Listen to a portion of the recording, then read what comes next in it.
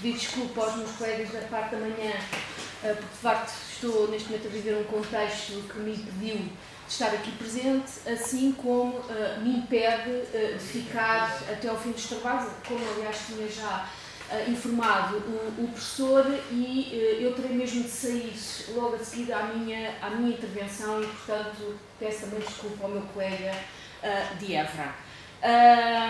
Posto isto, de facto, este título foi proposto pelo professor, o subtítulo já foi meu, um bocadinho para sobreverter eventualmente a questão.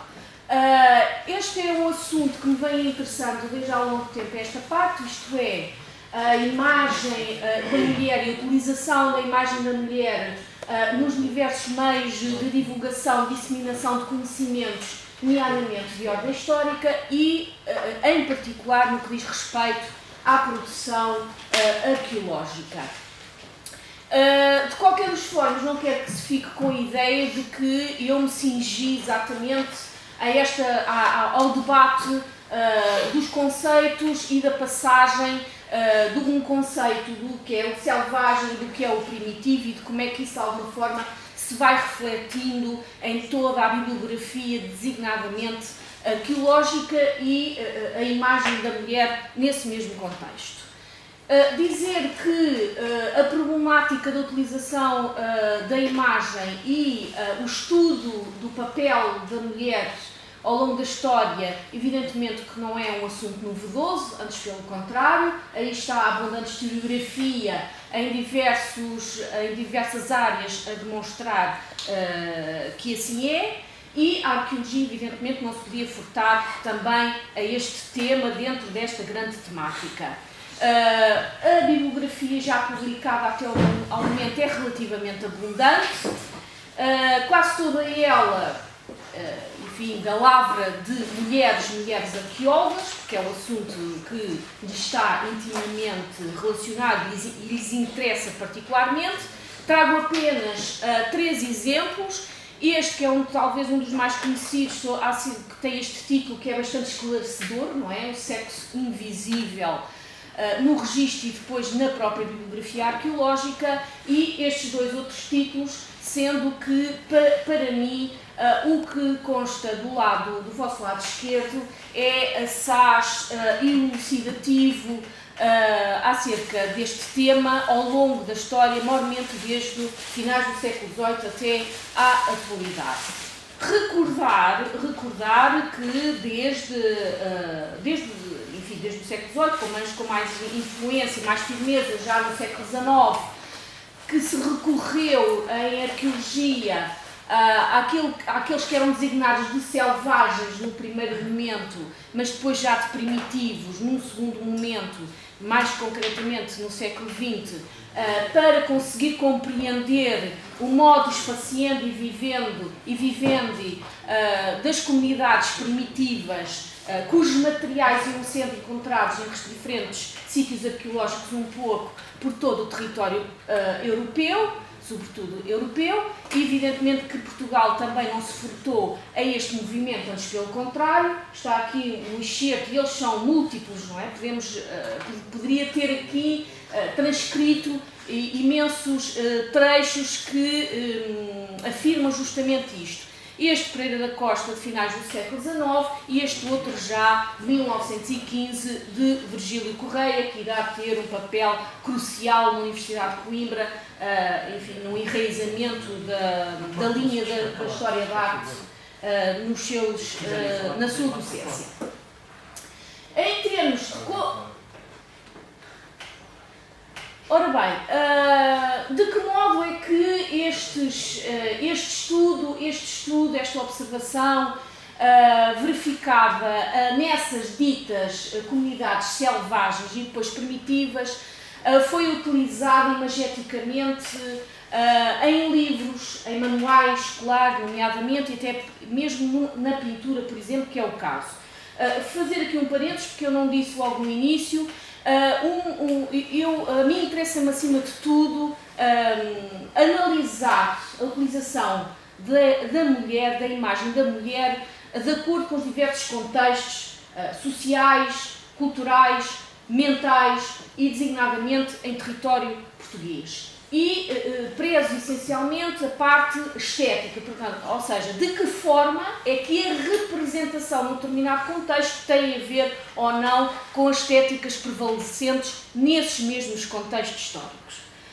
Ora, o que nós vemos, e os exemplos também são inúmeros, são vastos, é que o que predomina nestas representações é a figura do homem no sentido masculino do termo, e quando ele é representado, ele normalmente é representado de pé ou quando sentado a executar ferramentas, não é? A produzir, ao fim e ao cabo, tecnologia que lhe será essencial para o dia-a-dia, nomeadamente um dia-a-dia que está relacionado intimamente com a caça, mas não apenas, com a pesca e outras atividades. Ou então com a defesa e com a produção do fogo. A produção do fogo, que é, enfim, a invenção do fogo, que é um momento fundamental na evolução da história da humanidade, quase sempre aparece como tendo sido produzida, tendo sido inventada pela figura masculina e raramente, ou quase nunca, encontramos a figura feminina.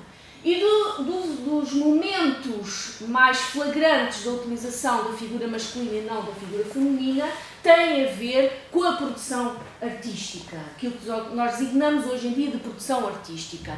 Quase todas as imagens remetem para uma produção masculina, portanto a mulher está invisível, a mulher mais do que invisível está ausente destas representações, como vemos aqui estas, muito mais recentes e até mesmo nos cartoons bastante contemporâneos nossos. De novo, a mulher também não consta destas representações e, enfim, quando ela aparece, não será de pasmar, mas será de interrogar por que razão é que isso sucede, ela surge com o papel que lhe é tradicionalmente atribuído, não é? Ao fim e ao cabo, como mãe, educadora e fada de lar. Desde o século XIX, que a mulher, quando surge ao contrário do homem, na esmagadora maioria das vezes, sentada ou de joelhos, raramente de pé. E, na maior parte das vezes, até mesmo desde o século XVI, desde o início do século XVI, ela aparece como mãe, e mais do que mãe, a mãe que amamenta, porque esse é o seu principal desígnio. São também variadíssimos os exemplos desta realidade, como podemos aqui ver, e se pensarmos para o século XVI, então verificamos rapidamente que isso se inscreve de igual modo num movimento mais abrangente de cultura e mentalidades, que se traduz na própria produção artística, pictórica, do ideal da Madonna, não é? E, enfim, da Madonna Lita, como surge neste exemplo, esta obra-prima de Leonardo da Vinci.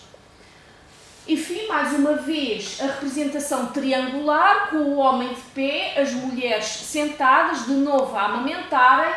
Esta é uma gravura do século XIX à vossa esquerda e à vossa direita temos uma pintura que se enquadra na perfeição naquilo que fica designado como o ideal da família burguesa, não é? Da família burguesa e mais do que amamentar, a mulher deve ser protegida pelo homem e ela aparece de igual forma com medo, não é? Esconder-se porque tem de proteger-se, assim como proteger à cria ou ao filho, ou melhor dizendo ao filho, e porque para proteger o filho ela tem também de se proteger. Esta figuração da mulher é transversal a quase toda a produção oitocentista acerca do homem primitivo. Os exemplos também abundam bastante. Eles atravessam o século XX e vemos aqui dois exemplos de 1905 e 1924 e de 1930. E quando ela não aparece como a mulher que amamenta, ela surge de novo, de joelhos, a fazer os preparados para a alimentação da comunidade. Algo que poderíamos pensar que já estaria um pouco ultrapassado nos nossos dias, pelo menos numa determinada ocidentalidade, ou em quase toda a ocidentalidade, mas a verdade é que estas representações são repetidas quase até a exaustão, designadamente de um museu onde a mulher surge de novo como a cuidadora, não é? A educadora e a protetora da família. O que não nos deverá, uma vez mais, surpreender se pensarmos que isto mimetiza ou reproduz todo o ambiente burguês do século XIX, como vemos nesta pintura ou nesta outra, com o ideal, neste caso específico, no ideal da família vitoriana. Como se 100 anos passados, mais de 100 anos passados, não tivéssemos, ao fim e ao cabo, ultrapassado determinados aspectos. Ou então, esta lição de Salazar, onde claramente o homem sai para trabalhar e quando regressa à casa, aí tem a mulher a cuidar do lar, não é? A cuidar das crianças e a preparar a comida. E onde fica o corpo da mulher no meio disto tudo? Bem, o corpo da mulher, isto só daria uma outra intervenção, é óbvio, porque isto são apenas ideias, porque esta reflexão ainda é muito estaminal no meu caso e quero depois transferi-la para o caso português.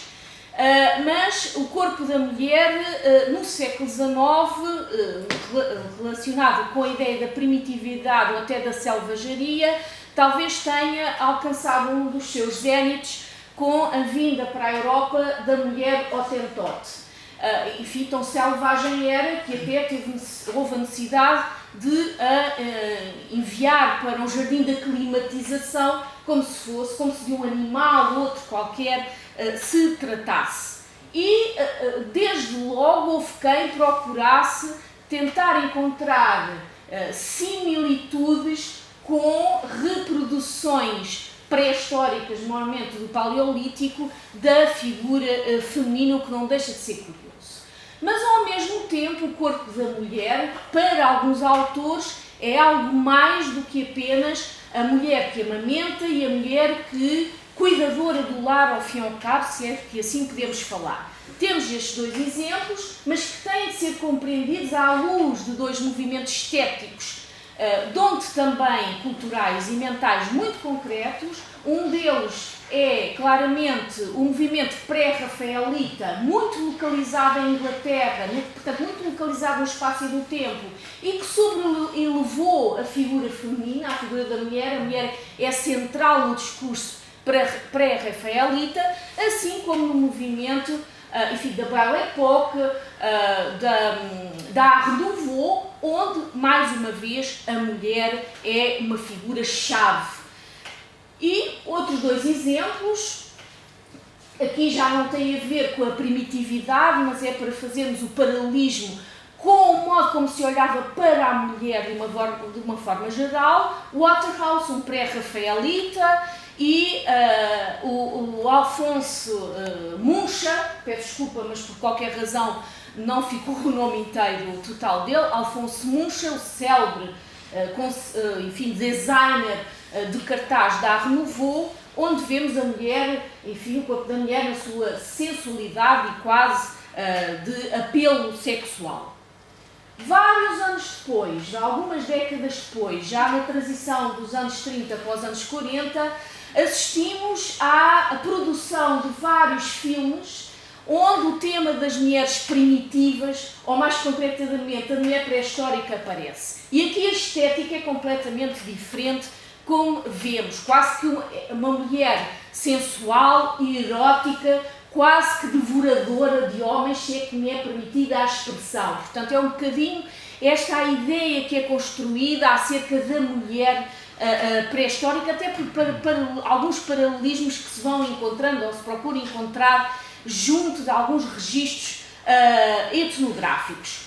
Os exemplos também são inúmeros e há que não olvidar que, em finais dos anos 30, surge esta banda desenhada do Flash Gordon, onde, curiosamente, mas não casualmente, direi, a mulher forte, a mulher sensual é a mulher pérfida, não é? Enquanto que a mulher suave, mais simpática, mais cordata, é a mulher que tem medo e que procura a proteção do homem.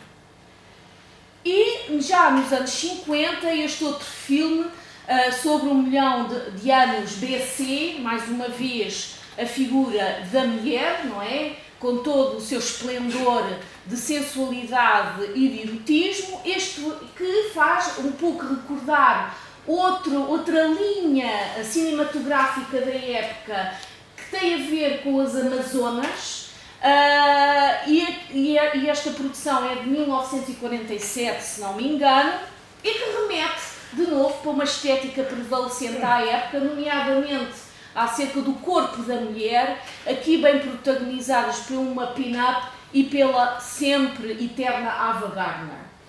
Enfim, estava dado um mote, estamos num outro período e os filmes de facto multiplicam-se sobre o temário da pré-historicidade, que depois avança para outro contexto, neste caso extraterrestre, portanto as mulheres pré-históricas de outros planetas, e se googlarmos rapidamente encontramos depois, de uma forma muito mais recente, videojogos com esta mesma problemática. Mas enfim, há que inscrever todo este esteticismo num outro que atravessou diferente tipo de cinematografia de Cueva, mas que não se aparta assim tanto daquilo que vimos até agora, como esta Alana, deusa da selva, a própria Barbarella, já em finais dos anos 60, se bem me recordo em 1968, com a Jane Fonda, e a Brigitte Bardot, não é? Também aqui vestida do vosso lado direito como se de uma mulher primitiva ou selvagem, se tratada também em toda a sua pujança sensual. E há que não esquecer que, se estamos a falar de finais dos anos 60, é estranho que esta imagética vá prevalecendo quando estamos perante a segunda vaga do feminismo, a qual se reclama o direito à sexualidade, certamente, e à liberdade da sexualidade, certamente não se revê nesta produção cinematográfica. E os anos 60 também são os anos dos Flintstones. E nos Flintstones, em plena segunda vaga feminista, apela para o reiterar do papel tradicional que é imposto à mulher por uma determinada ocidentalidade, como vemos neste anúncio, e muito mais recentemente um desenho onde de novo a mulher pré-histórica surge a cozinhar. Enfim, as reflexões podem ser muitas acerca daquilo que eu apresentei e provavelmente muito mais acerca daquilo que eu não apresentei, porque de novo este é uma porta para um caminho que eu quero continuar a sulcar, a caminhar, olhando, repito, para o caso português. E acabo aqui com esta imagem, porque na escala evolutiva somos sempre o homem e por que não a mulher? Obrigada. Muito obrigado. Agora lamento, mas tenho mesmo de sair. Muito obrigado. Então, chega